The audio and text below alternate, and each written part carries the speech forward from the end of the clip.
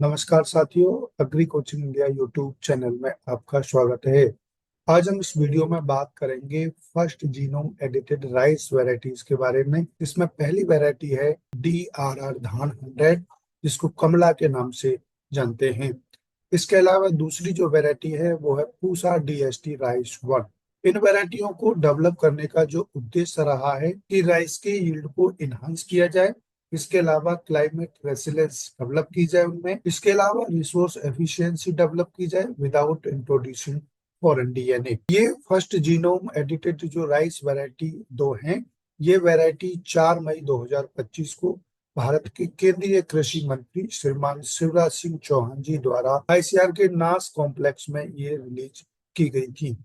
ये जो पहली वैरायटी है DRR धान 100, ये वैरायटी भारतीय चावल अनुसंधान संस्थान द्वारा रिलीज की गई थी, जिसमें डॉक्टर सत्येंद्र कुमार मंगरोथिया नाम के साइंटिस्ट उस प्रोजेक्ट को लीड कर रहे थे। और जो दूसरी वैरायटी है पूसा DST राइस 1, वो वैरायटी IARI यानी भारतीय कृषि अनुसंधान संस्थान द्वारा डेवलप की गई है। इन वैरायटियों में कोई भी फॉरेन DNA इंट्रोड्यूस नहीं किया गया है।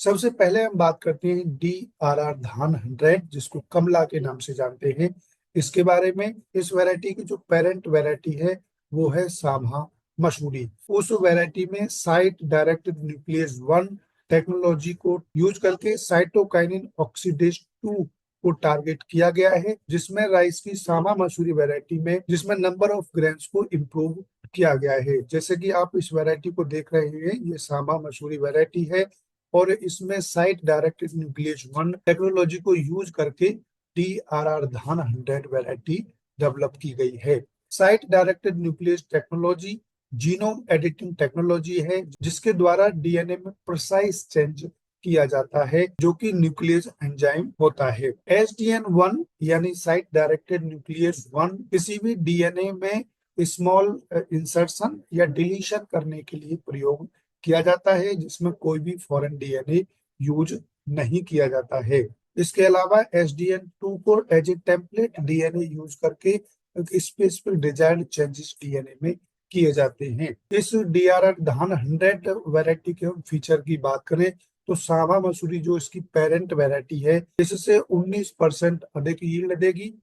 इसके अलावा ये अर्ली मैच्योरिंग वैरायटी है, यानी 130 दिन में पक करके तैयार हो जाती है। जनरली जो वैरायटी हम कल्टीवेट कर रहे हैं राइस की, उन वैरायटियों से 10 से 15 दिन पहले ही ये वैरायटी पक करके तैयार हो जाती है।